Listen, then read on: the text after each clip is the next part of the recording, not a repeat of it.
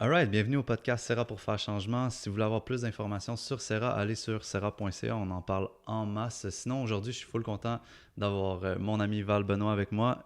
Aujourd'hui, elle va nous apporter plein de choses sur la femme, sur le coaching, les formations, sur les podcasts aussi, parce qu'elle a un podcast qui s'appelle Intentionnel, qu'elle va nous jaser aussi un peu de ça. Puis aujourd'hui, on va se laisser aller par le flow de qu'est-ce qui nous appelle dans la conversation, mais on va un peu parler des événements qui se passent aussi en ce moment avec toute la vague de dénonciation, puis aussi, pour moi, qu'est-ce qui est important, l'essor de la femme, puis le retour à la puissance de la femme qui se fait dans notre société en ce moment.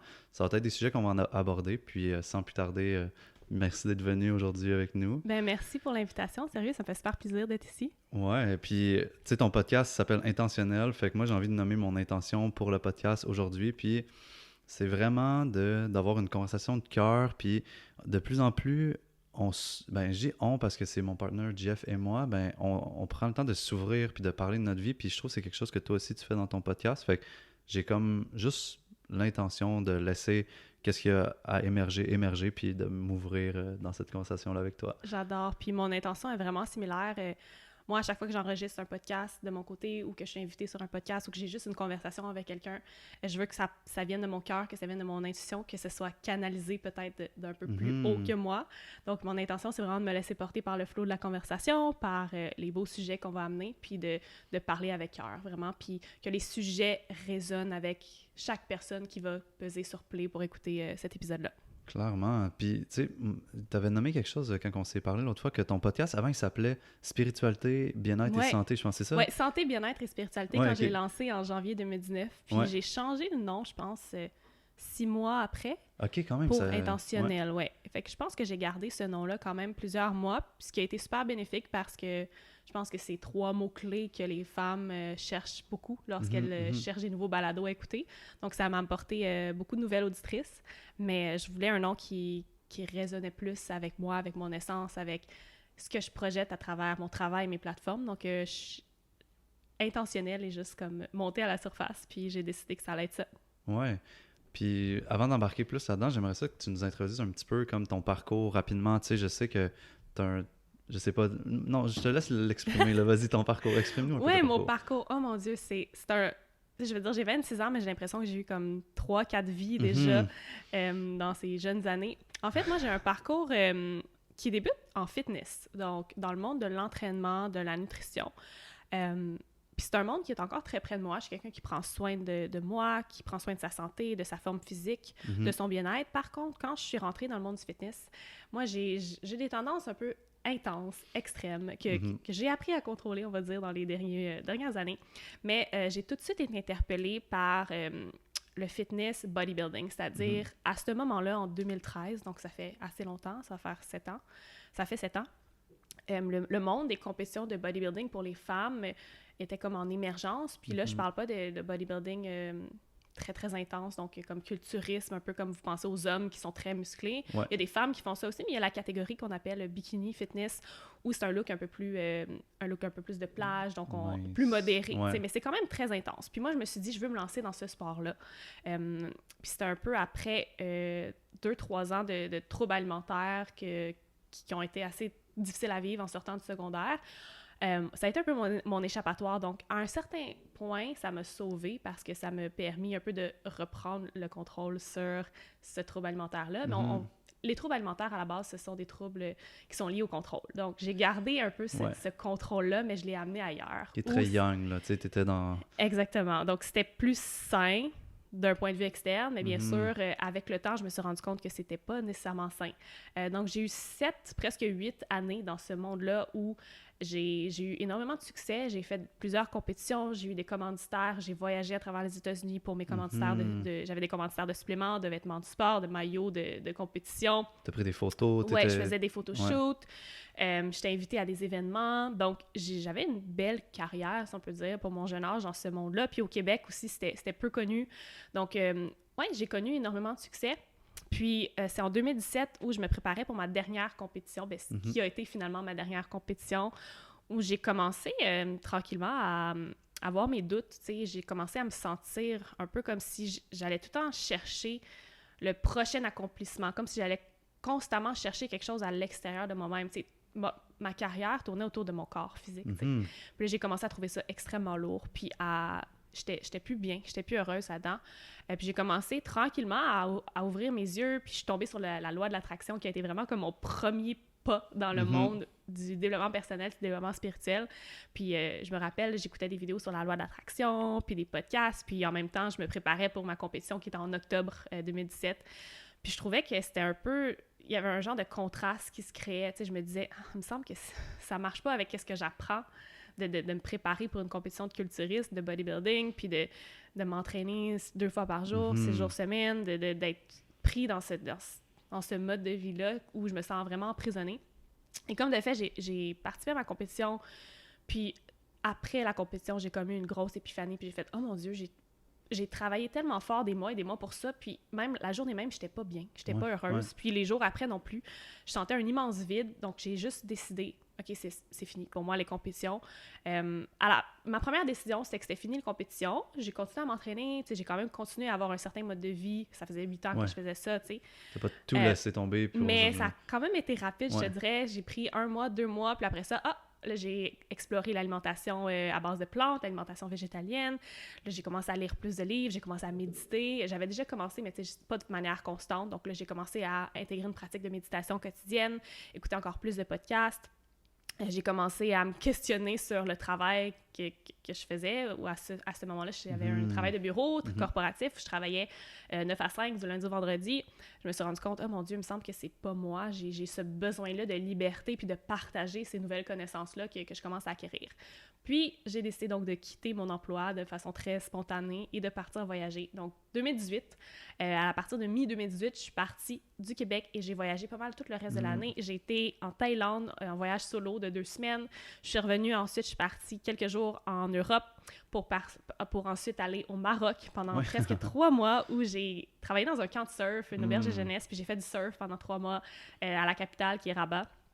Et ensuite, j'ai terminé. Mais à ce moment-là, mettons, t'es à Rabat, qu'est-ce que tu penses dans ta tête? Qu'est-ce qui se passe en dedans de toi, mettons? Je suis vraiment en grosse exploration, non seulement du monde autour de moi, des endroits que je visite, mais de moi-même. Donc, tu sais, je suis seule, je veux dire, je rencontre beaucoup de gens là-bas, mais je passe énormément de temps seule, donc beaucoup d'introspection, beaucoup de questions. Encore une fois, tu sais, je continue à consommer aussi du contenu qui m'interpelle, que ce soit à travers des livres. J'ai lu énormément, j'ai écouté beaucoup de podcasts. J'ai commencé à suivre des gens sur les réseaux sociaux aussi, tu sais. On va se le dire, les réseaux sociaux, c'est pas juste le démon, là, c'est très positif quand tu décides d'en faire un environnement positif, c'est d'en faire un environnement qui va t'élever plutôt que te rabaisser ou te faire te comparer. Exactement. Puis, c'est ça. Donc, les réseaux sociaux ont eu un gros impact dans cette transformation spirituelle-là. Puis ça, je le mentionne souvent parce qu'on est rapide à démoniser les réseaux sociaux puis à dire que c'est justement que c'est pas bon, qu'on se compare, qu'il faut faire attention. Mais moi, je crois vraiment que c'est toi qui crées ton environnement sur les réseaux sociaux. Si c'est toi qui décides si tu cliques sur t'abonner, si tu cliques sur te désabonner, si tu cliques sur mute, parce que oui, tu peux mute des gens. Donc, les réseaux sociaux m'ont énormément aidé aussi. J'ai suivi des gens, il y a des gens du fitness qui ont eu aussi le même genre d'éveil spirituel que moi, puis qui m'ont comme interpellée. Tu sais, j'ai fait « Oh mon Dieu, quelle belle transformation, je veux en savoir plus » puis j'étais allée voir ces gens-là, j'étais allée leur parler. Donc, je te dirais que j'ai eu encore plein de petites épiphanies pendant ces voyages-là. Je passais énormément de temps seule. Puis, tu sais, je voyais des nouveaux endroits qui étaient tellement magnifiques, tu sais, des paysages. Puis moi, c'est ces moments-là où je me sens le plus présente, plus connectée. Donc, j'ai eu des grosses révélations dans ces moments-là où j'étais assise sur le bord de la mer, j'étais assise dans un nouveau paysage que je voyais pour la première fois. Tu sais, ça, c'est une des façons que je connecte le plus. J'ai l'impression à mon cœur, à la puissance plus grande que moi. Donc, je pense que c'est vraiment à travers ces voyages-là. J'étais allée au Maroc, je suis revenue, je suis repartie 1 mois en Inde faire ma formation de yoga de 200 heures. Et ça aussi, ça a été très, très profond, très spirituel, très révélateur comme voyage. Ça a-tu été plus challengeant? Je sais pas, tu sais, il y a la portion 3 mois au Maroc, t'es toute seule avec toi-même, fait que tu sais, c'est toi-même qui te challenge. Mais là, 1 mois de formation, il y a plein de gens qui m'ont parlé de leur mois, que c'était comme pleurer à chaque semaine, puis rencontrer des difficultés, ou toi, t'es plus arrivé là, puis ça a été facile, ou je sais pas, comme... Oui, je te dirais que ça n'a pas été... Ça a été challengeant, peut-être un niveau physique, au niveau de la discipline, de se lever à 6 heures chaque matin, puis terminer la journée à 8 heures, puis avoir un horaire. Mais en même temps, je suivais le flow, puis je savais que c'est ça dont j'avais besoin après avoir passé justement des mois un peu plus comme free spirit, où j'étais vraiment comme laissée à moi-même, puis j'avais pas vraiment de routine, de discipline. Fait que moi, je suis quelqu'un de très cyclique, justement, puis je me rééquilibre avec, OK, là, je vais passer quelques semaines, quelques mois dans un mindset un peu plus free, un peu plus libre. Puis, mais après ça, j'ai besoin de... je sens que j'ai besoin de cette structure-là. J'ai besoin de me ramener dans une certaine discipline qui reste alignée avec moi. Donc, je te dirais pas que ça a été si challengeant que ça. C'est sûr que j'ai vécu beaucoup d'émotions, des libérations, beaucoup. Ouais. J'ai senti des énergies. Je veux dire, est-ce que tu es allé à Rishikesh? Non, je suis pas encore allé en T'es pas allé en Inde encore, non. mais quand tu y vas, j'ai l'impression qu'il y a comme, surtout à Rishikesh, qui est la capitale mondiale du yoga, puis de tout ce qui est spirituel, méditation, il y a comme un genre de gros vortex énergétique, puis t'arrives là, puis les premières nuits, tu fais des rêves vraiment, vraiment très vivides, tu sais. Fait que j'ai eu ces expériences-là aussi, puis j'étais pas la seule, là, toutes mes amis qui étaient avec moi aussi ont vécu ça. Mais sinon, ça a été magnifique comme voyage. Je suis tombée en amour avec l'Inde, puis c'est sûr que je vais y retourner dans un futur proche quand ça va Qu'est-ce que être... t'as aimé, mettons? Qu'est-ce qui vient résonner en dedans de toi, là? De voir à quel point les gens... C'est comme si tu sors de la Matrix un peu. Surtout où j'étais à Rishikesh. Je veux dire, je pense pas que c'est partout comme ça en Inde. Mais à quel point ils sont ordonnés dans leur chaos. T'sais, il y a comme un ordre universel qui se forge. À quel point ils sont heureux avec peu. Ils vivent simplement. Leur connexion avec leur religion, l'hindouisme. Puis les symboliques autour de ça... moi, ça m'a fascinée. J'ai une grande fascination, justement, pour l'hindouisme. Je veux dire, j'ai appris tout ça aussi, chanter des mantras, qu'est-ce que ça veut dire, les mantras. Donc, je pense que ça a été vraiment ce qui m'a marqué le plus. Ouais. Il y a quand même un fil conducteur à travers toute cette histoire-là, tu sais, Ouais. puis je trouve que, d'un, t'es quand même quelqu'un d'à l'aise avec le public, puis être en avant de la scène, là, tu sais, Ouais. juste les podcasts, juste faire des compétitions de bodybuilding, tu Ouais. sais, c'est toi, là, c'est ton corps que tu mets face au monde. Fait Ouais, que, tu sais, vraiment. j'ai l'impression que tu as passé par un mode que c'est ton monde extérieur que tu montres aux gens puis que tu laisses juger. Puis maintenant, aujourd'hui, avec tes podcasts, tu sais, en tout cas, dans ceux que j'ai écoutés, tu montres beaucoup ton monde intérieur, puis qu'est-ce que tu vis en dedans, les défis que tu rencontres. Fait que là, c'est comme si tu montres ton monde intérieur, puis tu laisses les gens comme décider s'ils aiment ou ils aiment pas, là, tu sais. Ouais, veux pas, vraiment. mais quand même spécial. C'est comme si... C'est comme deux Il y a un contrastes, parce que équilibre, c'est vrai, j'ai commencé en montrant comme mon enveloppe corporelle, mon corps, puis ben, je me suis rendu compte que c'est pas ce que je suis, en fait. Oui, c'est une partie de ce que je suis, c'est comme la réflexion un peu de qu'est-ce qui est à l'intérieur. Donc, je me suis dit pourquoi il doit y avoir quelque chose de tellement plus intéressant et profond à partager quand ça vient de l'intérieur. Donc, ouais, comme tu dis, j'ai tout le temps... c'est drôle parce que moi, jusqu'à récemment, on m'a tout le temps qualifiée comme la fille gênée. OK. J'ai été vraiment comme la fille, elle est un peu pognée, tu sais, elle est gênée. Puis même quand j'étais dans le monde du fitness, tu sais, j'avais cette façade-là qui laissait paraître que j'étais très confiante puis que j'étais très extravertie, mais tu me rencontrais en personne puis tu sais, j'étais très gênée, là, j'étais pas celle qui allait de l'avant dans un groupe, j'étais un peu plus de mon côté. Puis, mais je me suis rendu compte que c'était juste un peu la peur de la perception des autres, c'était le manque de confiance, c'était justement de pas croire en ma pleine capacité, mon plein pouvoir. Puis c'est quelque chose que tu peux travailler. Tu sais, ça, j'en parle énormément avec des filles avec qui je travaille. Tu sais. Le fait d'être gêné, c'est comme un conditionnement. On t'a appris ça, puis toi, tu te l'es conditionné pendant des années, puis t'es comme « Ah oui, mais moi, je suis gênée. » Tu sais. C'est correct d'être plus introverti, puis de pas être la personne qui fait lever la foule, mais quand tu apprends à être dans ton plein pouvoir, quand tu apprends à être authentique, puis de vraiment te détacher de la perception des autres, du jugement des autres, c'est tellement facile de s'exposer, d'être vulnérable, de parler, d'être dans son cœur.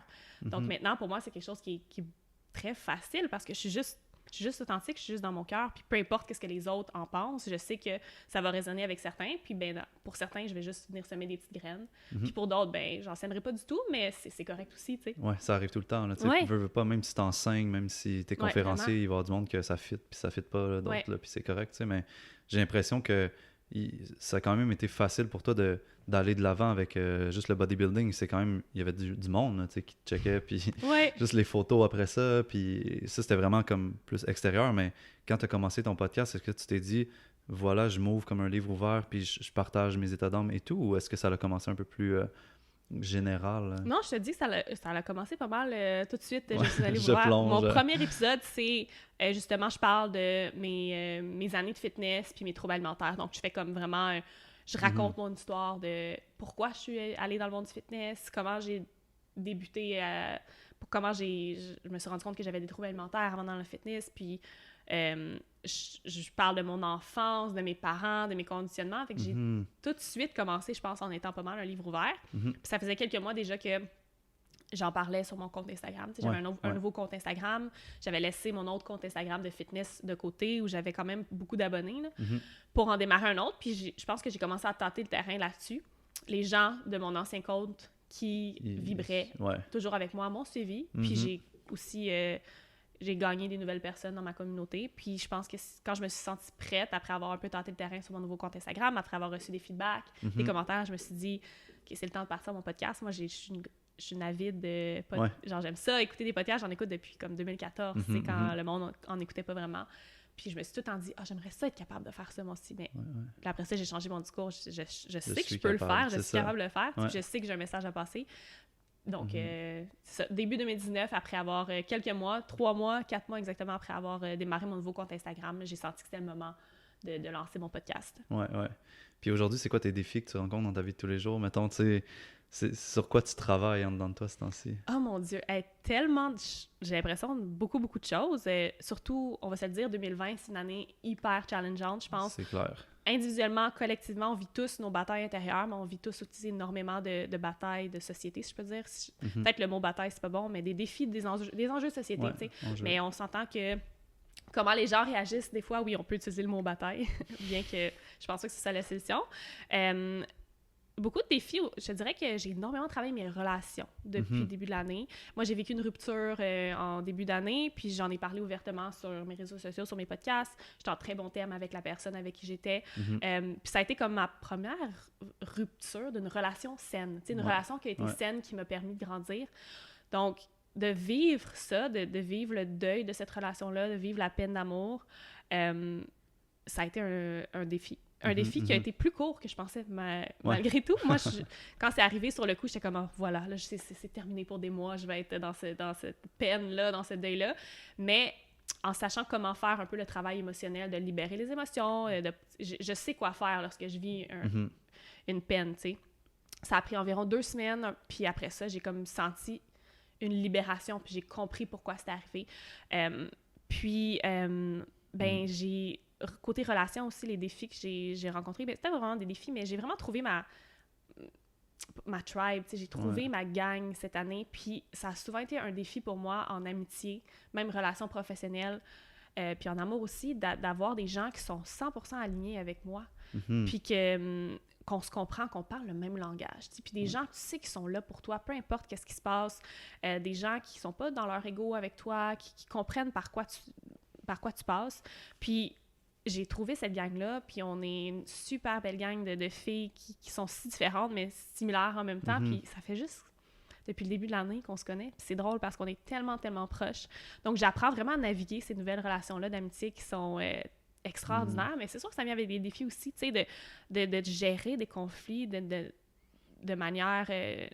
très consciente. Mais surtout quand tu laisses la place au conflit à émerger, j'imagine que ça fait que vous voulez avoir un discours plus authentique, puis de ne pas laisser tomber dans les oubliettes, mettons, certains événements ou certaines paroles qui ont été dites. C'est la première fois que je confronte autant, mais moi, j'avais peur de la confrontation avant, puis maintenant, je sais que ça peut être sain. Ça peut être sain d'adresser les petits problèmes, d'adresser quelque chose que la personne a dit qui t'a déplu. Puis j'ai jamais eu ça avant avec des amis, de juste s'asseoir, faire comme « Hey, tu me dis ça, ça m'a déplu » ou « Cette situation-là m'a déplu », puis d'en parler, puis tout le temps en sortir finalement avec du positif, puis avec des leçons. Donc ça a été vraiment... en fait, c'est encore un défi. C'est encore un défi, mais c'est un beau défi, c'est magnifique parce qu'on est hyper proches. Puis je rencontre des nouvelles personnes aussi, tu sais, je veux dire, on s'est rencontrés récemment, puis j'ai l'impression que c'est tous des gens qui sont justement alignés avec ce que je fais, où je suis dans ma vie, même si on fait des choses différentes.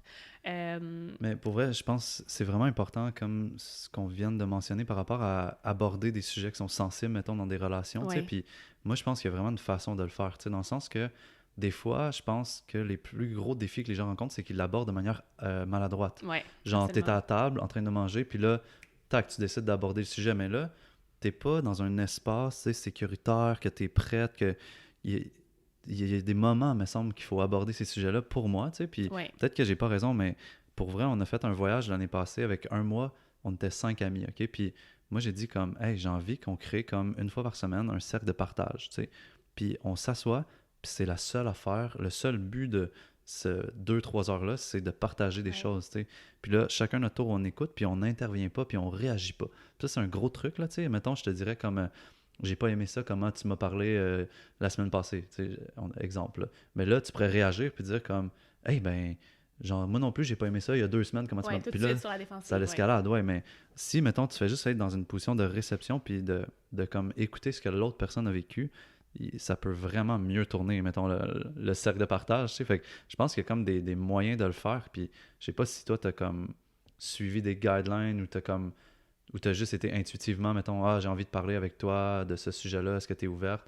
Moi, souvent, je pose cette question-là, tu sais, est-ce que t'es disponible en ce moment pour avoir une conversation, tu sais, puis des fois, les gens, c'est oui, des fois, c'est non, mais faut être ouvert à un oui et à un non, là, tu sais, Ouais. parce que c'est pas tout le temps qu'on est prête émotionnellement à recevoir, mettons, des commentaires ou à recevoir la vague émotionnelle d'une autre personne, tu sais. Fait que moi, je trouve ça vraiment intéressant, puis je suis un peu curieux de savoir comment vous avez fait dans votre cercle, mettons. Là. Ouais, ben c'est un peu similaire. On s'assure de créer de l'espace pour Mhm. la personne, puis moi, c'est d'écouter, justement, de pas réagir, puis d'être dans un lieu qui est safe, qui est sécuritaire, dans un Mhm. moment où on sent que c'est opportun. Puis moi, c'est quelque chose que je pratique énormément, puis qu'on s'aide là-dedans de, justement, écouter ce que la personne a à dire, puis même de juste être là puis recevoir qu'est-ce que la personne a à dire.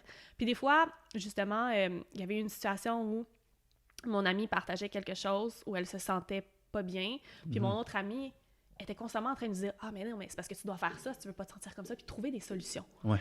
Puis moi, dans certaines anciennes relations, c'était souvent ça aussi. J'avais l'impression que j'avais juste besoin de parler, de me vider, puis de Mm. sentir que quelqu'un était là. Mais l'autre personne, c'est comme si elle était tout le temps en mode solution.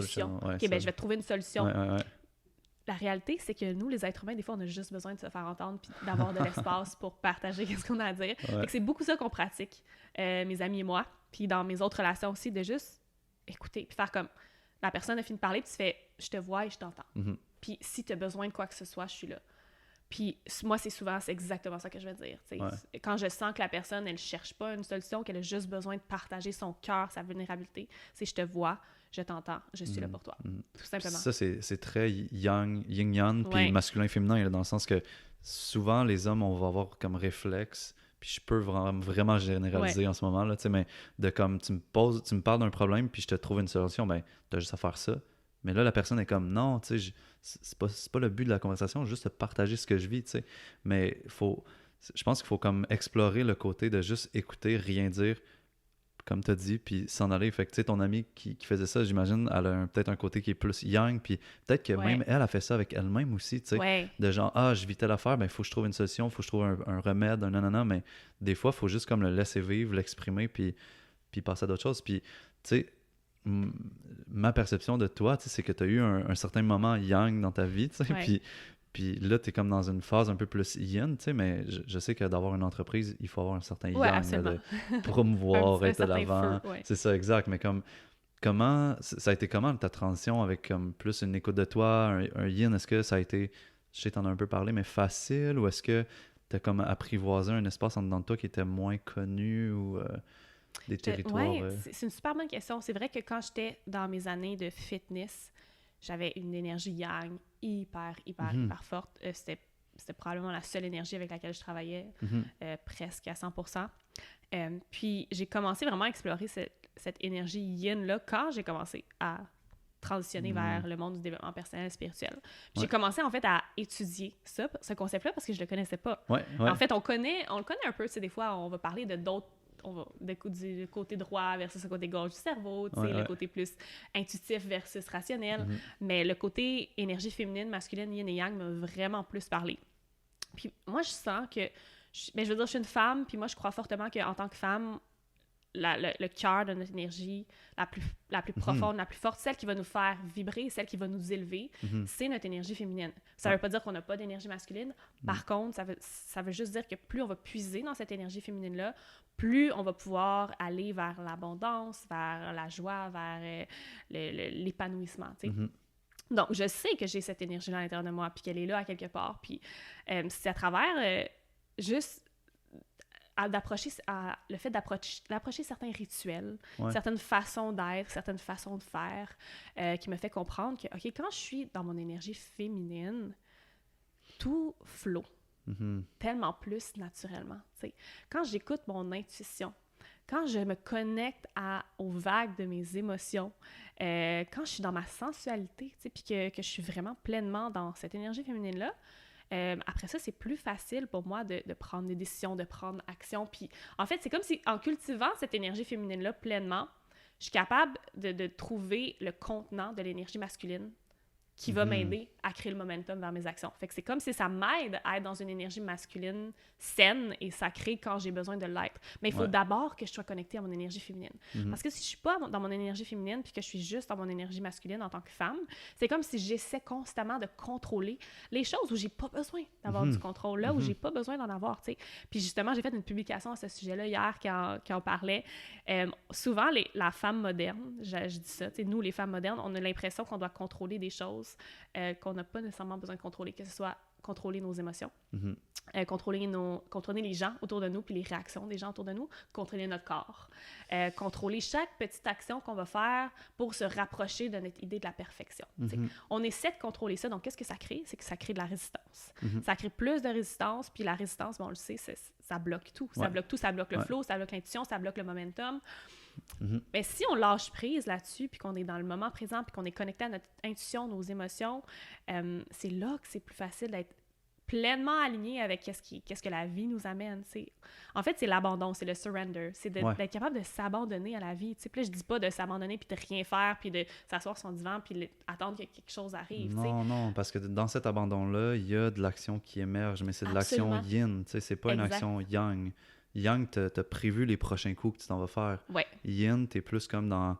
OK, je sais pas qu'est-ce qui va émerger, je suis prêt à accepter que ça va peut-être changer même en cours de route, absolument. Parce que c'est comme tu dis, c'est de l'eau, fait que tu sais jamais quel tournant que ça va prendre, tu sais, puis en tant mettons, je trouve que de notre côté, faut comme être conscient que ça peut exister, puis d'accepter, puis nous, on peut être très attachés à la stabilité, puis à qu'est-ce qui est prévu, tu sais, on stick to the plan, tu sais, mais si on a comme une compréhension plus profonde de cette énergie-là yin, ben, je trouve que ça peut vraiment bonifier le côté yang, dans le sens que tu as dit tantôt, ça permettait au contenant yang, parce que c'est vraiment un contenant versus un contenu, au contenant yang d'être pleinement un contenant puis de se laisser aller, mais si le contenant il essaie d'être trop serré puis petit, ben là, l'eau elle a plus de place où aller, elle a plus de place pour s'exprimer, fait comme...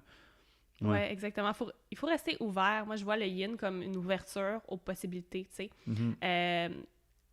Souvent, on se fait un plan mental, un plan d'action, puis c'est correct de planifier, je veux dire, c'est essentiel dans la société dans laquelle on vit, mais on est tellement attaché aux résultats, puis ça, c'est une énergie yang mal placée, tu sais, versus le non-attachement, puis le détachement, puis de savoir que, OK, ouais, je sais où je m'en vais, j'ai mon plan d'action, mais je suis ouverte aux possibilités de la vie, je suis ouverte à une redirection si jamais ça a lieu. Ça, c'est une bonne énergie yin qui est entourée d'un contenant, qui est l'énergie masculine, qui est très sain, qui est très stable, qui est stable, exactement.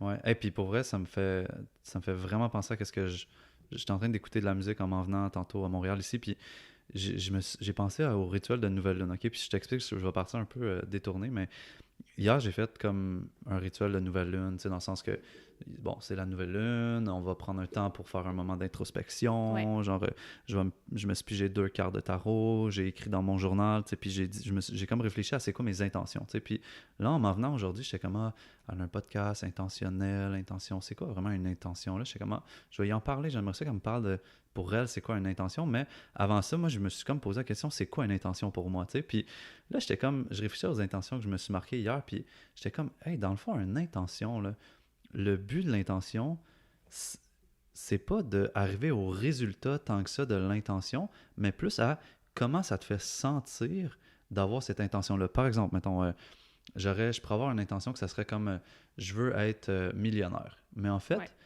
OK, je veux être millionnaire, tout le monde peut être millionnaire, si tu y crois assez, tu vas être millionnaire. Ça, c'est genre United States, les coachs. American Dream. Ouais, mais là, mettons, je me disais comme, OK, mais moi, mettons, être millionnaire, ça me fait me sentir d'une façon. Toi, être millionnaire, ça te fait sentir d'une façon. Fait qu'en fait, ce qu'on vise en tant que tel avec l'intention, c'est comment qu'on va se sentir. Exactement. Puis peut-être que c'est pas en ayant 1 million que je vais me sentir de même, mais peut-être que, en fait, c'est avec l'argent que je gagne en ce moment, puis mon mindset va avoir changé, puis je vais vivre l'émotion que j'ai en dedans de moi. Fait que là, j'étais comme, je revisitais mes intentions d'hier, puis j'étais comme, OK, en fait, c'est quoi le sentiment, genre, sous-jacent à l'intention que j'essaie d'avoir, en fait, et non l'intention de comme, je veux rouler dans une Lamborghini. Peut-être que ça va se passer, peut-être pas, mais mettons, c'est quoi le feeling que j'aurais eu ou que je vais avoir si je suis en train de rouler dans cette auto-là Ouais. ou de peu importe c'est quoi l'intention. Fait que ça, c'est mon introduction sur les intentions, tu sais, puis genre, j'avais comme envie qu'on jase de ce concept-là d'intention, parce que de un, tu as commencé avec la loi de l'attraction Ouais. qui est beaucoup, genre, des intentions, tu sais, Absolument. je visualise, puis genre, c'est ça que je vais attirer, mais en fait, c'est pas le but final qu'on veut attirer, mais plus comme comment qu'on va se sentir rendu là, peut-être, ou... Oui. C'est exactement ma définition d'une intention. Quand les gens me posent la question, c'est que ça veut dire quoi pour toi être une intention? C'est justement, c'est de déterminer comment tu veux te sentir dans un certain moment. Donc, quand on s'est dit c'est quoi notre intention pour cet épisode podcast, Ouais. c'est quoi ton intention pour les prochaines semaines, pour le prochain mois, comment tu veux te sentir. Puis oui, c'est correct d'avoir des rêves, puis justement, des rêves de prospérité, d'abondance, etc. Mais c'est d'être ouvert aux possibilités. Donc, pour moi, l'intention est vraiment liée aux émotions. Puis un autre concept que j'enseigne beaucoup puis que j'aborde énormément, c'est qu'est-ce qui précède la manifestation, donc de manifester quelque chose dans notre vie, un désir, etc., c'est l'émotion. C'est l'état émotionnel. Comment tu t'es senti pour permettre à cette manifestation-là d'entrer dans ta réalité physique. Puis c'est la loi de l'attraction, c'est exactement ça, c'est de connecter à tes émotions, puis de comprendre qu'est-ce qui précède la manifestation, qu'est-ce qui précède l'abondance, toutes les émotions positives, toutes les choses positives que tu vas vivre, c'est un état émotionnel spécifique. Donc, moi, je travaille beaucoup avec l'intelligence émotionnelle, puis apprendre à reconnaître ces émotions, apprendre à les vivre pleinement, les nommer, puis après ça, vraiment aller à la fondation de, OK, pourquoi j'ai vécu cette émotion-là? Qu'est-ce qu'elle m'a amené? Quel momentum elle a créé dans ma vie? Parce que c'est comme ça qu'on crée nos momentum, en fait. On a une pensée qui va créer une émotion, puis on va agir sous cette émotion-là, que ce soit conscient ou subconscient. Puis l'exemple que je donne, c'est pensez à un moment où vous avez vécu de la grosse anxiété, tu sais, vraiment là, complètement déconnecté, où vous étiez même pas capable d'observer votre anxiété tellement que c'était fort, ou que ce soit de la colère, peu importe. Moi, j'utilise souvent l'anxiété parce que c'est souvent une émotion qu'on va vivre qui nous fait perdre le contrôle, littéralement. Puis il y a quand même beaucoup de monde qui en vit. Exactement, c'est quelque chose de commun dans la société dans laquelle on vit. Puis on est sûrement tous capables de penser à un moment où on était pris d'une profonde anxiété, puis on a agi de manière impulsive, on a parlé de manière impulsive, on a fait ou dit des choses qui étaient totalement pas alignées avec nous. Pourquoi? Notre anxiété a créé un momentum. On n'a pas pris le temps d'observer notre anxiété, de nommer notre anxiété, de se poser dans notre anxiété. On s'est simplement laissé emporter par l'émotion sans justement prendre le temps de la comprendre. Ouais. Versus des moments où on vivait des émotions hyper positives, on était tellement bien qu'on était vraiment, vraiment présent. Mais c'est souvent là que les plus belles choses se sont manifestées devant nos yeux. Ouais. Fait que ça témoigne de la puissance de nos émotions sur le momentum de notre vie, puis comment les choses vont s'aligner pour la suite.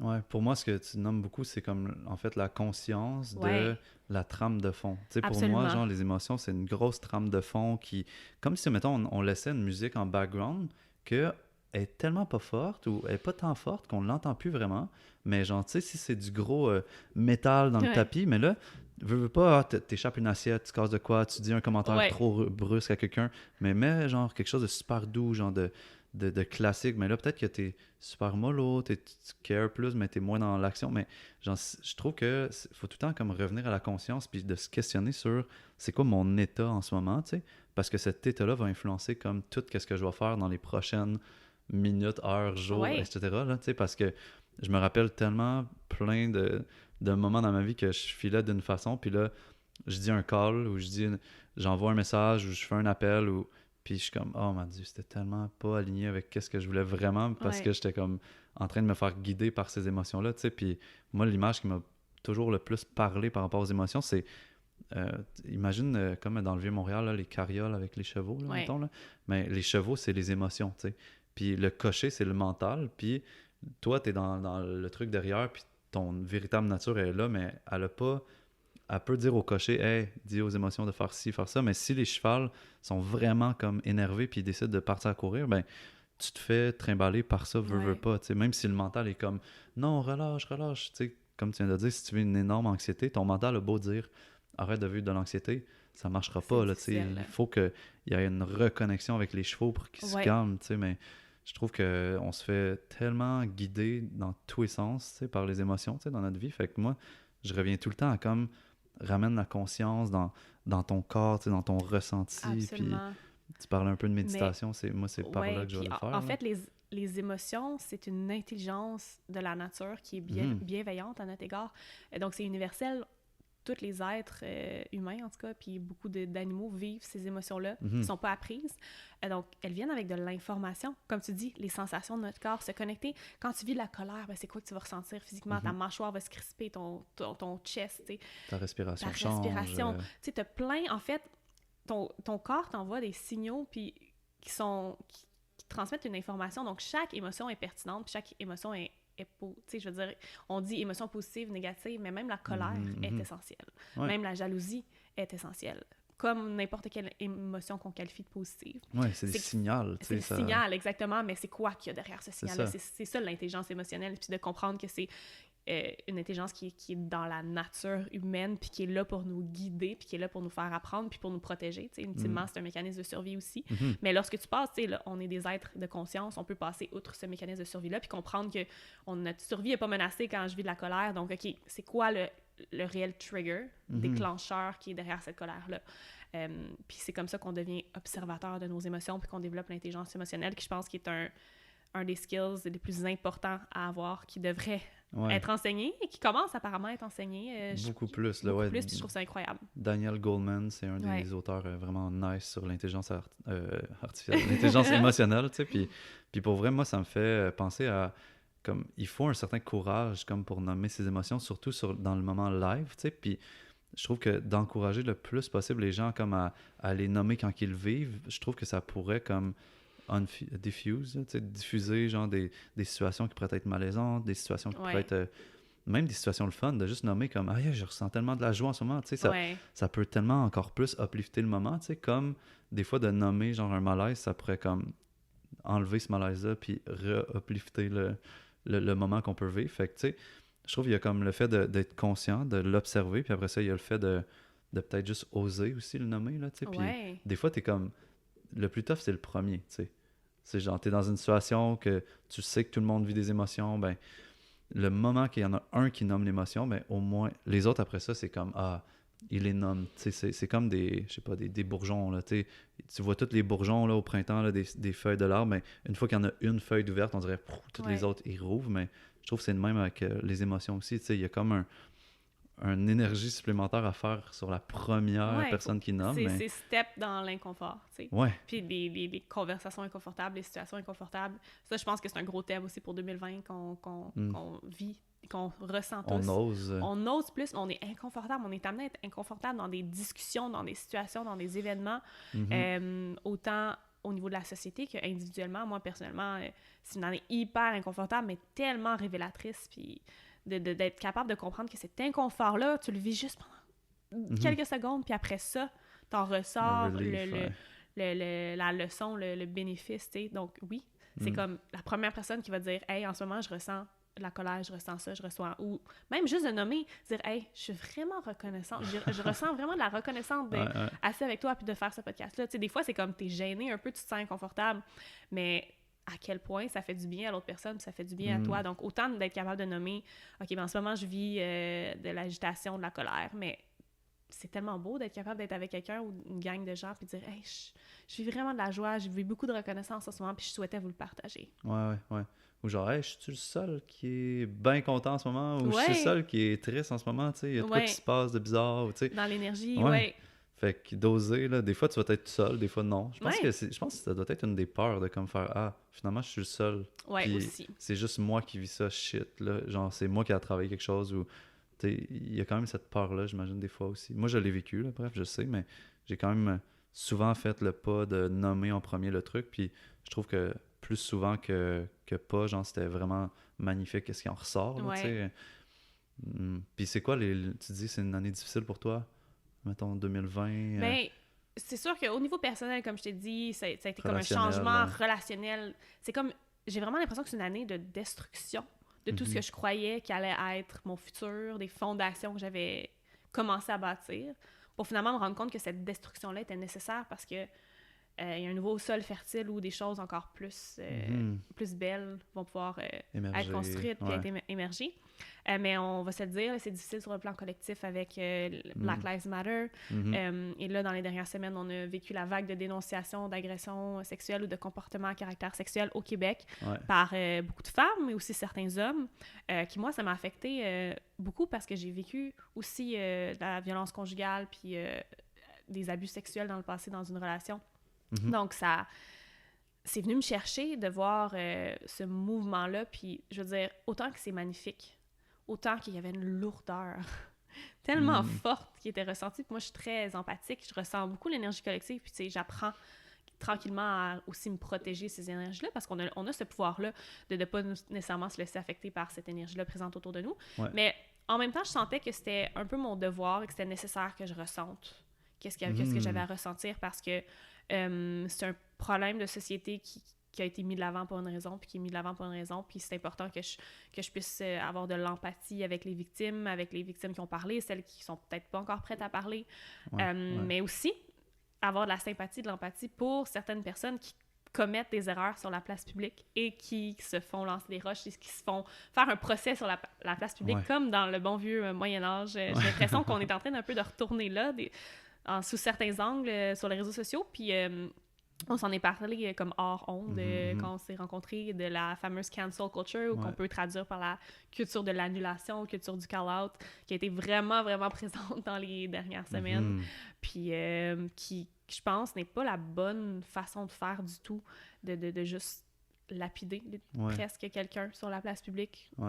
C'est comme une genre de notion qui est véhiculée depuis des années aussi, de comme ça prend des années de faire aimer énormément, mais ça te prend une seconde pour te take down. Mais là, on le voit, puis on l'a vécu, tu sais, Alex Nevsky, il y a Marie-Pierre Morin, il y en a plein d'autres, là, tu sais, mais que c'est pas long avant de se faire comme un peu démoniser, là, tu sais, puis à quelque part, je pense qu'il faut prendre un pas de recul, puis d'accepter, comme tu disais, un peu les parts d'ombre qu'on a en nous, mais que les autres ont aussi en eux, puis je sais pas, j'aimais ton point de vue aussi que tu as partagé dans le podcast que tu as fait. Entre autres, c'était une des questions de tes j'ai fait un épisode questions et réponses, puis il y a quelqu'un qui m'a demandé c'est quoi ton opinion là-dessus, parce que malgré les dénonciations et accusations, tout ça, il y a beaucoup de gens qui ont commencé à parler du phénomène de la cancel culture.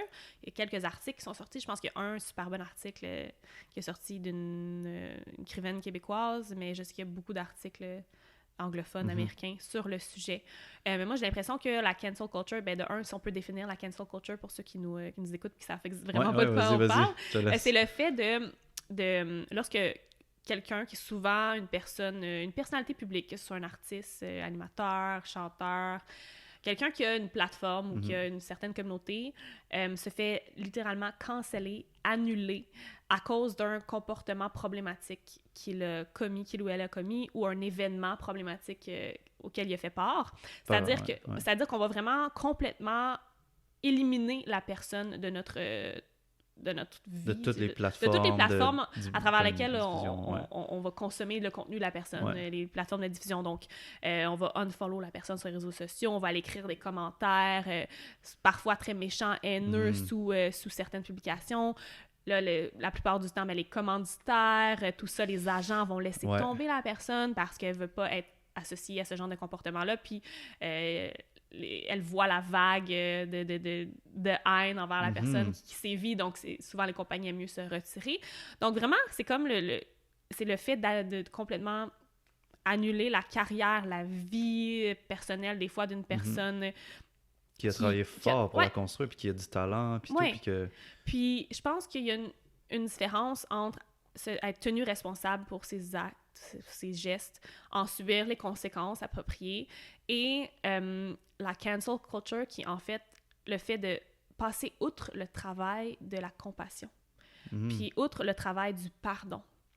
Et du shadow work, parce que chaque être humain, on a des parties d'ombre. Chaque être humain est capable de faire des choses atroces.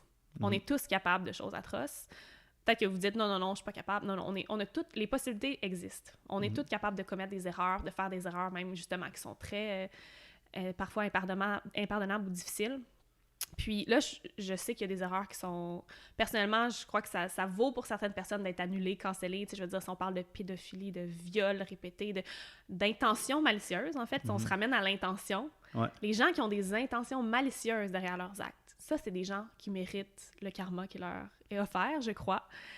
Par contre, il y a beaucoup de gens qui commettent des erreurs et leur intention, à la base, n'est pas malicieuse. Même si leur intention n'est pas pure, c'est pas une intention de faire du mal et d'être une mauvaise personne, mais il y a une erreur qui est commise, et là, vu que cette personne-là est sur la place publique, il y a des millions de personnes qui la regardent, c'est comme si elle n'a pas le droit à son humanité. Parce que l'erreur, c'est humain, puis c'est notre humanité de commettre des erreurs, puis d'être messy, de fuck things up, littéralement, comme on le fait tout le temps, là. On va continuer de le faire, puis parce que cette personne-là est vue par des millions de personnes, c'est comme si elle n'aurait pas le droit à l'erreur. Moi, j'ai l'impression que la cancel culture, c'est une très grande projection de la peur de notre propre partie d'ombre. Donc, on se dit, cette personne-là n'a pas le droit à l'erreur parce que toi, tu penses que tu n'as pas le droit à l'erreur. Donc, c'est comme moi, je pense que tout est une projection dans la vie. Donc, lorsqu'on décide maintenant, avec les réseaux sociaux, on a cette possibilité-là d'aller vraiment fracasser une personne puis lui lancer des roches. Puis c'est souvent aussi, moi, je demande aux gens, à quel point ton opinion de cette personne-là est influencée par l'opinion des autres. Tu sais, le carré noir pendant Black Lives Matter, une personne l'a mis, 2 personnes, 1000 personnes, 1 million, on a tout suivi, on a tout voulu le mettre, parce qu'on s'est dit, oh mon Dieu, c'est notre ego là, qui a été trigger, puis il a fait, mais là, si je le mets pas, on va penser que je suis raciste, on va penser que ça me tient pas à cœur. Puis ben, la même chose pour certaines personnes qui ont partagé la publication de Safia Nolin, ils l'ont partagée parce que leur ego leur disait, mais là, si je la partage pas, les gens vont penser que c'est pas un problème qui me tient à cœur, puis là, en ce moment, c'est un enjeu de société, peut-être que je dois partager. Mais prends position pour toi-même, tu sais, ramène-toi sur toi, puis c'est correct aussi, il y a certaines personnes comme moi qui ont eu besoin, moi j'ai eu besoin d'une semaine off, là, parce que j'étais tellement affectée sur le plan émotionnel, parce que par mon propre vécu, puis il y a plein d'autres femmes et des hommes aussi, là, qui ont dû vivre beaucoup de symptômes post-traumatiques, tu sais. Le PTSD était très fort, Donc là, c'est comme si tu demandes aux gens de tout de suite prendre position, parce que s'ils sont silencieux, ils font partie de l'oppression, mais ces gens-là n'ont même pas eu le temps d'intégrer leurs émotions, de vivre leurs émotions, puis de prendre du temps pour eux, prendre soin d'eux. Tu leur demandes déjà de prendre position, puis s'ils ne prennent pas position, ben eux aussi font partie du problème. Donc, j'ai vraiment l'impression que c'est une division. En fait, c'est l'ego qui aime la division, qui aime le drama, qui aime voir un héros tomber. Il y a même, tu sais, toi et moi, je suis sûre que notre ego qui va tout le temps être présent a comme un petit genre satisfaction quand tu vois quelqu'un qui commet une erreur, ou quelqu'un de très haut, t'es comme, elle aussi, cette personne-là aussi est capable à l'erreur, tu sais. Fait que c'est comme si notre ego voit cette satisfaction-là de voir un héros qui tombe, plutôt que de juste comprendre qu'on est tous unis puis qu'on va tous faire des erreurs, peu importe si t'as 1 million d'abonnés, peu importe si t'es quelqu'un qui est pas sur la place publique, tu sais. Donc, mais je trouve que c'est full intéressant ça, parce que, mettons, ça me fait beaucoup penser à un enfant, tu sais, moi mettons, quand j'étais enfant, je regardais un adulte, tu sais, des fois de 30 ans, là, puis là, j'étais comme, oh my God, il doit avoir tout compris, tu sais. Il doit être parfait, Absolument. il doit genre plus faire d'erreurs, puis là, je suis rendu à 30 ans, puis je regarde les gens autour de moi, puis je suis comme, OK, on n'a pas fini, là, genre, on est loin comme d'être parfait, puis il en reste des trucs à travailler, puis là, maintenant, je regarde les gens de 50, 60, puis je me dis comme, non, tu sais, c'est la même chose. Je pense que toute notre vie, on a des choses à travailler, puis on n'arrive pas à une perfection. Fait que comme le truc de la célébrité, c'est comme, il doit avoir réussi, il doit avoir compris, il doit plus avoir de partie sombre. Mais non, tu sais, ça reste des humains. Puis au final, quand tu les côtoies au day-to-day, c'est comme, ouais, mais dans le fond, t'as tes challenges, là. Puis on s'en rend pas compte parce que c'est pas nécessairement ça qu'on voit, tu sais, dans qu'est-ce qu'ils projettent. Tu sais, c'est comme, la nouvelle tune, la nouvelle... le talk show qui est vraiment nice, puis t'as des shows qui s'en viennent, puis tout. Fait que t'es pas conscient avec ces parties sombres. Fait que pour moi, c'est un peu la même chose avec la dénonciation, la vague de dénonciation qui se passe. C'est comme de se permettre en tant qu'être humain de nommer les moments qu'on a eu un peu plus difficiles, qu'on a eu peut-être les parts d'ombre qu'on vit puis qu'on veut les mettre à jour pour pouvoir les travailler, mais de laisser une place à ça parce que c'est vraiment cool que les femmes se prennent en main par rapport à cet événement-là, puis le nomment, puis le dénoncent, tu sais, genre je salue ça, tu sais. Puis après ça, ben, qu'est-ce qui reste après la dénonciation? Mais il reste qu'est-ce que toi, t'as vécu, puis Ouais. qu'est-ce que ça t'a fait vivre en dedans, puis qu'est-ce qui a aussi amené, puis là, on parle dans les trucs plus soft, là, mais tu sais, qu'est-ce qui a amené dans ton attitude à pas avoir un nom qui soit assez fort ou pas avoir un... Fait que, mettons, il y a plein de choses à travailler, puis après ça, du côté de l'homme, c'est comme, que lui a à travailler par rapport à cet événement-là, par rapport à peut-être une écoute qui n'était pas assez présente, une demande de consentement qui Ouais. n'était pas assez forte, tu sais, parce que j'ai vu une image aujourd'hui sur Instagram, c'est une fille avec pas de chandail, tu sais, puis c'était marqué, on voyait ses seins, mais tu sais, avec des X et tout, là, mais c'était marqué, c'est toujours pas un consentement. Ouais. Puis là, j'étais comme, ah, ok, tu sais, il y a comme une profondeur qu'on va atteindre dans ce cheminement-là, mais faut prendre conscience que c'est pas juste la dénonciation. C'est le début, là, c'est la graine qu'on plante, puis que qu'est-ce qu'on veut voir germer, mais c'est l'éducation, puis le Black Lives Matter, c'est qu'en dessous de cette peau-là, moi, est genre brunâtre, là, mettons, là, ben, genre, en dessous de ça, il y a comme, genre, les mêmes cellules Ouais. chez moi que chez n'importe quelle autre personne sur la Terre. Fait que, tu sais, on s'en fout comme de la couleur. Puis après ça, oui, c'est vrai qu'il y a comme des privilèges, puis faut les détruire, tu sais, pour que on amène tout le monde sur la même plateforme ou qu'on se descende sur la même plateforme, tu Ouais. sais. Je pense que c'est vers ça qu'on s'en va avec ce qui se passe. J'ai l'impression que, en fait, on vit beaucoup de divisions, mais le but, c'est de tous s'unir, Mhm. de comprendre que, comme tu l'as dit, tu sais, il y a le travail. OK, j'ai dénoncé. Mhm. Puis l'agresseur, l'abuseur a vu cette dénonciation-là. Donc, des deux Mhm. côtés, il y a une partie du travail qui est fait, mais là, le travail, c'est quoi le travail de compassion que je peux faire envers moi-même et envers l'autre personne aussi. Puis ça, c'est vraiment difficile parce que Mhm. de pardonner de pardonner des situations, de pardonner des gens qui ont fait du mal, beaucoup de gens qui sont pas encore prêts à faire ça. Mhm. Mais je pense que c'est la Ouais. plus belle preuve de conscience de soi et de connexion. Puis moi, j'espère que en sortant de tout ça, on va être capable d'avoir plus de compassion pour l'un et l'autre, autant la compassion pour la victime Mhm. qu'une certaine compassion aussi pour la personne qui a commis les erreurs puis qui a commis les actes. Parce que, Colin, que c'est pas juste... Il y a autre chose derrière ça, là. Il y a des conditionnements, il y a de l'éducation, il y a... Tu sais, je veux dire, il y a personne qui naît intrinsèquement mauvais, là. Ça, je le crois Mhm. fortement, là. Mhm. Donc, d'être capable de réaliser ça, ça peut-être que dans un futur proche, je l'espère, on va aller beaucoup plus vers l'union que vers la division parce que ben, la société, c'est ça qu'elle veut, qu'on soit divisé, qu'on soit plus facilement contrôlable. Puis je rentrerai pas dans ces détails-là, mais je Mhm. veux dire, unis, on est fort. Unis, on est fort. Il Mhm. faut qu'on s'unisse. Puis c'est correct de prendre du temps pour soi puis de se détacher de certaines situations puis certaines personnes. Mais de comprendre que Mhm. le travail, la compassion, c'est ça le vrai travail. Ouais. C'est vraiment le vrai travail qui doit sortir autant de Black Lives Matter que des vagues de dénonciation.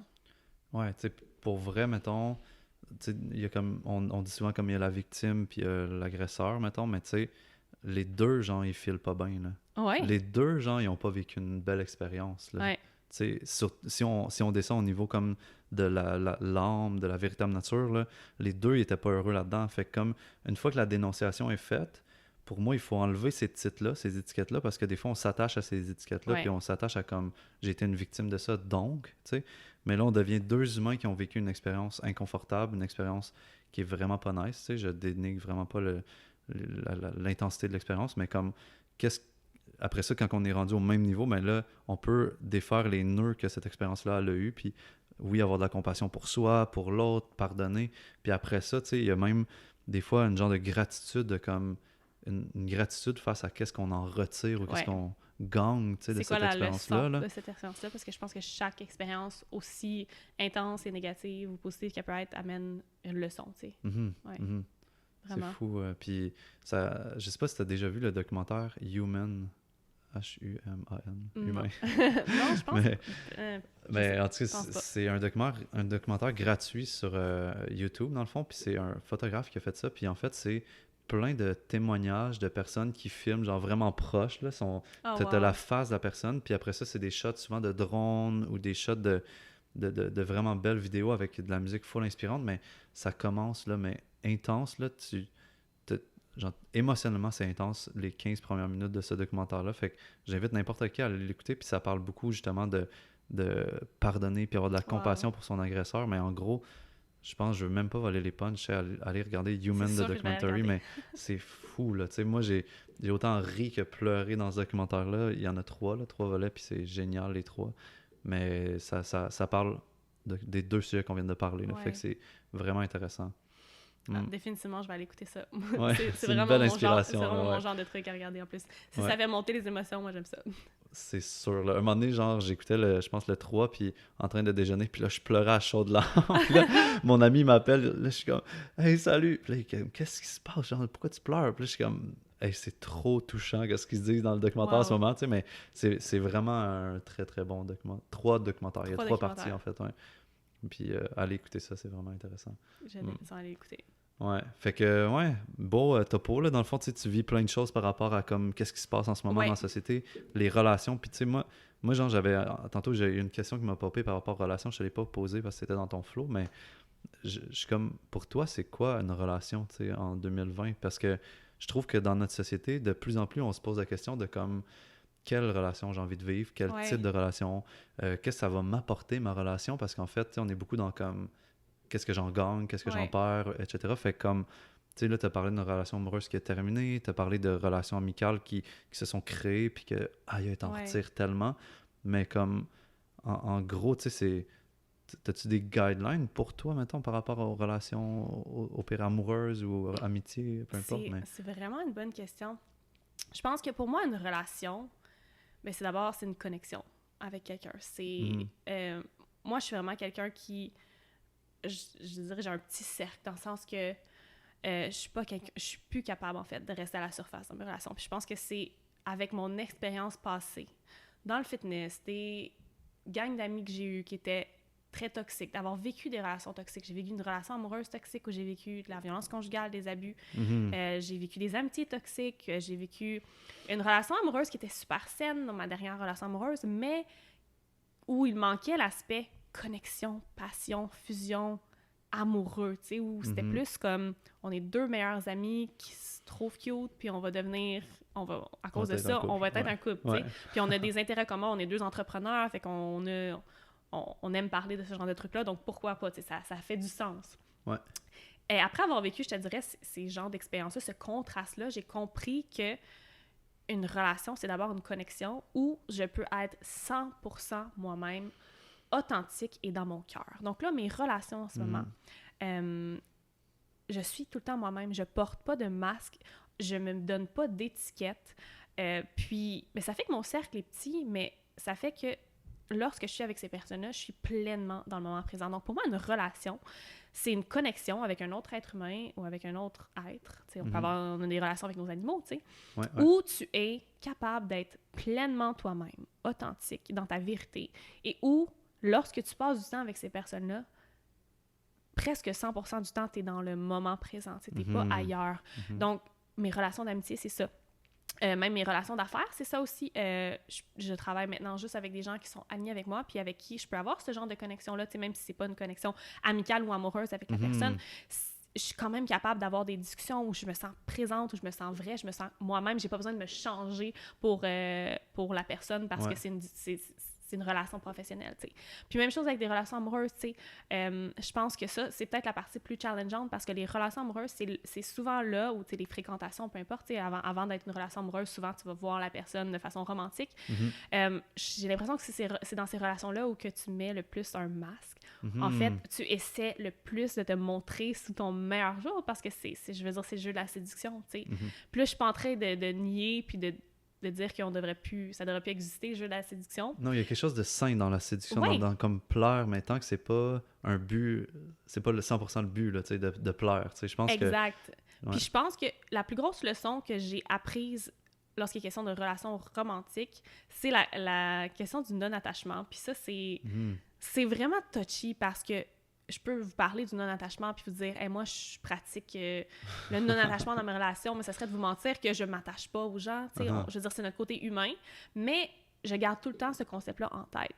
Puis la manière que je le vis, pour m'aider à peut-être passer par-dessus quelque chose qui n'a pas fonctionné ou quelque chose qui finalement n'était pas pour moi, c'est de comprendre que ben on est deux individus à part entière, puis qu'est-ce que je veux pour la personne, c'est son bonheur, en fait. Puis de comprendre que peut-être que de partir, c'est ça qui va le rendre heureux. Puis la même chose de mon côté, mon bonheur à moi. Ouais. Donc, le bonheur des deux personnes puis l'épanouissement des deux personnes est important, individuellement. Ouais. Donc, peut-être que de me retirer, ben ça va m'amener davantage vers mon bonheur puis mon épanouissement, puis vice-versa, même chose pour l'autre personne. Fait que c'est ça, le non-attachement. Puis c'est ça que j'ai commencé à pratiquer, puis à intégrer, puis à avoir dans, tu sais, comme the back of my mind, à garder près de moi lorsque je me sens comme tirer un peu dans mon jeu d'ego ou dans mes patterns d'attachement. C'est drôle parce que justement, j'ai lu un livre récemment qui s'appelle Attached, qui parle des 3 types d'attachement, puis j'ai trouvé ça super intéressant. Ouais. Il y a comme le anxious avoidant, le avoidant, puis le secure. Donc, ça te parle un peu de quel type d'attachement tu as quand tu... Surtout pour une relation partnership amoureux, puis les relations romantiques. Puis c'était vraiment, vraiment intéressant de voir à quel point on peut être différent aussi dans nos patterns d'attachement, puis comment ça va nous faire répondre à certaines situations, puis de comprendre pourquoi ça n'a pas marché avec certaines personnes, puis de comprendre que finalement, ben, l'attachement, c'est physiologique chez l'être humain. Donc, ça se crée naturellement, automatiquement. Ouais. Peu importe à quel point tu es conscient, à quel point tu es élevé spirituellement. Par contre, quand tu as fait un travail de développement personnel, tu es capable d'identifier, d'observer ton attachement, de comprendre qu'il est là, puis de t'en détacher tranquillement. Ouais. Donc, tu as dit attachement anxieux, avoidant?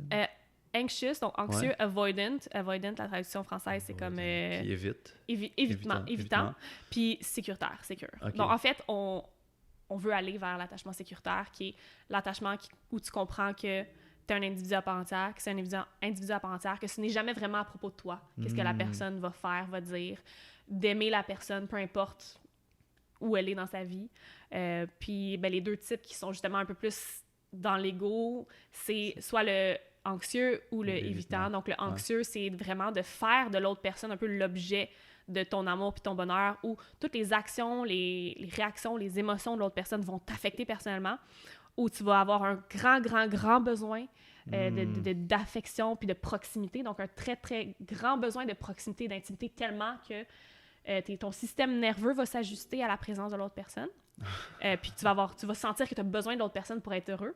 Donc, ça, c'est le type anxieux. Puis le type évitant, c'est le contraire, en fait. C'est l'impression de perdre ton indépendance à travers la relation, le partenariat que tu crées. Donc, d'avoir des comportements évitants envers la personne avec qui tu es, parce que tu as l'impression que l'autre personne te tire ton indépendance, puis que tu dois faire tes choses toi tout seul, puis que tu n'as pas besoin de l'autre personne. Donc, puis souvent, mais en fait, ça n'existe pas des évitants, ça n'existe pas. Comme selon leurs études, ça ne veut pas. Donc, les évitants et les anxieux vont tout le temps se ramasser ensemble parce que les contraires, ça tire. Ouais, ok, je comprends. Tu peux pas avoir deux personnes en évitement ensemble, non, parce qu'ils vont juste... ça marcherait pas. Ils sont plus là. C'est ça.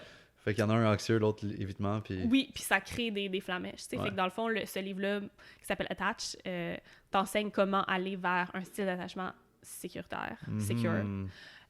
Puis, ben moi, c'est sûr que ça, c'est un peu plus scientifique, c'est un peu plus une lecture qui est basée sur des études et tout ça. Donc, moi, je trouve que c'est très intéressant. Puis, il y a un aspect un peu plus d'énergie masculine, yang, que j'aime là-dedans. Mais je me suis ramenée tout de suite au principe de non-attachement, ben, si tu vas vers un style d'attachement sécuritaire, mais c'est parce que tu vas vers le non-attachement aussi, de comprendre que tu es un individu à part entière, puis que oui, il y a un attachement physiologique qui se crée entre toi et la personne avec qui tu développes une relation, avec qui tu développes une relation amoureuse, des sentiments, peu importe, une relation sexuelle aussi, tu sais. Puis, ben, lorsque tu es capable de l'observer, c'est là que c'est plus facile d'aller vers le non-attachement, puis le style d'attachement sécuritaire où tu comprends, ben, l'autre personne est à un autre endroit dans sa vie, l'autre personne a besoin d'autre chose, ou toi, tu es dans un autre endroit dans ta vie, puis tu as besoin d'autre chose. Donc, les ruptures ou les séparations, le fait d'aller chacun dans votre direction, mais c'est beaucoup plus facile à vivre. Donc, je te dirais que c'est beaucoup ça que j'ai vécu dans les derniers mois, que j'ai commencé à intégrer. Ouais. Wow. Ça a l'air d'être un livre vraiment intéressant. Là. Oui, mais c'est ça pour ceux résonne qui beaucoup, sont là. qui veulent en apprendre plus sur Ouais. l'attachement au niveau, tu sais, comme comment ça se crée Ouais. au niveau physiologique. Puis j'ai vraiment aimé un bout où il parle de euh, dans une relation amoureuse, une certaine forme de dépendance, c'est sain. Mhm. Puis c'est naturel. Puis dans notre monde moderne, on est rapide à dire non, indépendant, ouais. tu fais tes trucs, je fais mes trucs. Mais dans un partenariat, dans une union amoureuse, c'est sain d'avoir une forme de dépendance. C'est sain de dépendre un petit peu de ton partenaire pour certaines choses parce que c'est une certaine sécurité, c'est une certaine forme d'amour. Puis bref, ça l'explique vraiment, vraiment bien dans le livre, pourquoi c'est sain puis pourquoi ça existe. Donc pour moi, ça a été une lecture justement qui m'a fait un peu comprendre certains comportements que j'ai eus, certains comportements que d'autres personnes ont eus, pourquoi ça a fonctionné, pourquoi ça n'a pas fonctionné. Ça te fait justement faire un peu ton bilan de tes relations, puis quelle relation a été dans un style sécuritaire, quel partenaire était dans un style sécuritaire, quel partenaire était dans un style anxieux, évitant. Fait que c'est vraiment, vraiment intéressant de replonger un peu dans ces histoires-là, puis de voir, ah, OK, c'est pour ça que là, ça l'a clashé, ou c'est pour ça que là, que ça n'a pas fonctionné, ou que ça a fonctionné. Ouais, puis j'ai l'impression, tu sais, que si la personne de base est un peu dans le type évitement, ça doit trigger le côté anxieux chez l'autre personne. Vraiment, vraiment. Fait que tu peux pas t'en sortir, là, peu importe t'es dans quelle catégorie. Genre, t'as un travail à faire vers aller plus l'attachement sécuritaire, là, tu sais, puis... C'est qui l'auteur? Est-ce que tu sais, tu t'en souviens par cœur comme ça? Ou... Oh mon Dieu, non. Attach? C'est le livre, c'est Attach. Ouais. Le pire, c'est que je pense que sont plusieurs auteurs, sont 2 auteurs. OK. Puis un de eux a écrit Men Are From Mars, Women Are From Venus. Oh my god, c'est Hans, je me rappelle plus. Han, quelque chose. Ouais. C'est un court nom, mettons, un court prénom. Ouais. Mais, Attach, on peut le retrouver facilement. Ouais. Attach, c'est un aimant sur la couverture. Okay. Une couverture blanche avec un aimant rouge. Puis j'ai envie de te poser comme une dernière question. What's next, mettons, pour toi? Qu'est-ce qui s'en vient? Parce que là, t'as plein de sphères à ta vie, mais est-ce que tu peux partager qu'est-ce qui s'en vient? Ou est-ce que toi, t'as des intentions d'aller vers quelque part? Ou est-ce que t'as un but? Puis j'aimerais savoir c'est quoi que... C'est drôle, mais j'en parlais justement avec mes amis dernièrement, puis je me suis rendu compte que c'est la première fois où j'ai pas de big picture de qu'est-ce qui s'en vient dans les prochains mois, un certain objectif particulier sur ma business que je veux atteindre. Vu que justement, j'ai vécu beaucoup de destruction pour reconstruire, en ce moment, je me laisse porter par le moment présent, mais une chose que je sais, c'est que la formation que j'offre est en train d'être remodelée avec mon équipe marketing. Donc, je vais vraiment créer encore plus de contenu pour ma formation, la faire filmer par une équipe de professionnels, la faire brander par une équipe de professionnels. Donc, je délègue ce que j'ai pas beaucoup fait dans ma carrière d'entrepreneur à date parce que je suis très picky. J'avais un côté perfectionniste que j'ai énormément travaillé. Puis un côté qui aime faire tout par moi-même. Mon énergie masculine aussi, qui a la difficulté à recevoir des fois. Donc l'énergie féminine, on se rappelle, l'énergie féminine reçoit et l'énergie masculine donne, en gros. Donc, je me permets de m'entourer de gens, justement, qui vont m'aider, des gens qui sont alignés, avec qui je connecte pour mes futurs projets, dont ma formation, qui est une formation qui consiste à aider les femmes à trouver leur mission de vie, donc à trouver leur voie, leur X, des femmes souvent qui sont un peu perdues, soit qu'elles sont encore aux études ou elles travaillent dans un 9 à 5, puis elles savent pas comment débuter. Elles ont une idée en tête, elles savent qu'elles veulent inspirer, qu'elles veulent démarrer un projet, mais elles savent pas comment commencer, elles savent pas exactement c'est quoi, qui elles veulent aider, puis comment s'y prendre pour se positionner comme leader sur le web, leader de cœur, donc comment utiliser les réseaux sociaux de manière alignée, comment passer son message. Donc, la formation leur montre exactement comment faire ça. Et en plus, j'offre à travers ma formation du coaching de groupe. Donc, j'ai des appels à chaque semaine pendant 8 semaines avec les filles. J'ai des invités expertes de l'extérieur qui viennent leur parler. Donc, c'est vraiment un beau projet que j'ai lancé en novembre dernier, que j'ai relancé à la fin juin, puis qui va se poursuivre à l'automne avec la nouvelle plateforme, la formation qui va être encore plus développée avec du nouveau contenu dedans. Donc, je te dirais que c'est pas mal mon gros projet pour What's Next, puis je suis vraiment, vraiment contente. Sinon, je me laisse porter par le flow. Je passe vraiment du bon temps cet été. Je joue plus. Je joue dehors. Je vois mes amis. Je prends du temps pour moi. J'ai du fun. Puis ça, c'est quelque chose que j'avais comme pas fait dans les dernières années, je me le permettais pas. Je pensais que les adultes, ils faisaient pas ça, jouer, puis avoir du plaisir, puis prendre du temps pour eux.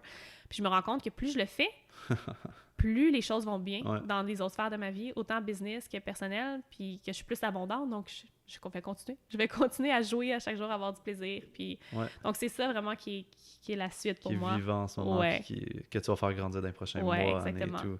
Puis on pose souvent une question en finissant, c'est comme, est-ce que tu as une phrase comme à laisser, ou genre une intention à semer dans les gens qui ont écouté le podcast? Ou c'est quoi, toi, qui résonne beaucoup ces temps-ci comme phrase? Tu sais, ça peut être n'importe quoi ou ça peut... Il y a une phrase, il y a un mantra que je me répète depuis le début de l'année. Je vais le dire en anglais, puis après ça, je vais le traduire en français, mais en anglais, c'est « Everything is always happening best case scenario ». Donc, tout arrive toujours dans un scénario parfait. Donc, peu importe comment quelque chose est arrivé, même si c'était pas la façon dont ça allait arriver, c'était le scénario parfait. C'est le scénario parfait. Donc, peu importe comment les choses se déroulent en ce moment, c'est le scénario parfait, puis il faut faire confiance à ça. Donc, everything is happening best case scenario. C'est mon mantra de cette année, ouais. Merci. Puis c'est où qu'on peut te suivre? C'est où qu'on peut te trouver? On peut me suivre au quotidien sur à Instagram. Montréal. Ouais. Voici mon adresse. On peut me voir courir. Suivez Strava. Ouais, c'est ça.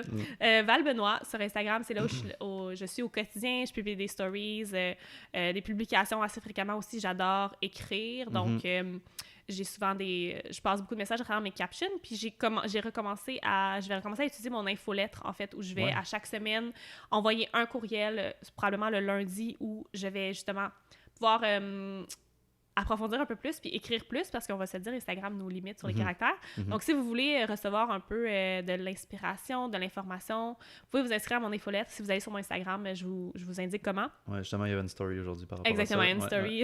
Elle sera peut-être plus là, mais sinon, dans mes liens, ça va être super facile à trouver. Puis, mon podcast Intentionnel sur toutes les plateformes, donc Spotify, iTunes, Google Podcast. Vous cherchez mon nom, Valérie Benoît, ou vous tapez Intentionnel, qui est conjugué au féminin. Puis, vous allez me trouver.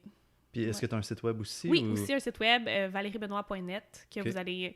En fait, si vous allez sur mon Instagram, tous mes liens sont là la plupart du temps. Donc, c'est comme la plateforme de rendez-vous. Exactement, ma plateforme de rendez-vous. Puis, vous cliquez sur le lien dans ma bio qui va vous rediriger sur d'autres liens. Donc, c'est là où vous pouvez me trouver. Wow, merci pour ce podcast. Puis, ça me fait super plaisir. Merci pour ton invitation. Ouais, vraiment, ça a été spontané, ça s'est bien fait, dans ça le a flow flowé. Comme on aime. Ouais. Ben, merci pour nous avoir écoutés. Si jamais vous avez des questions, écrivez-nous en commentaire, laissez un petit j'aime. Vous pouvez vous abonner à notre page Facebook, YouTube, Instagram. N'hésitez pas, puis on se retrouve à la prochaine. Bye bye la gang. Bye.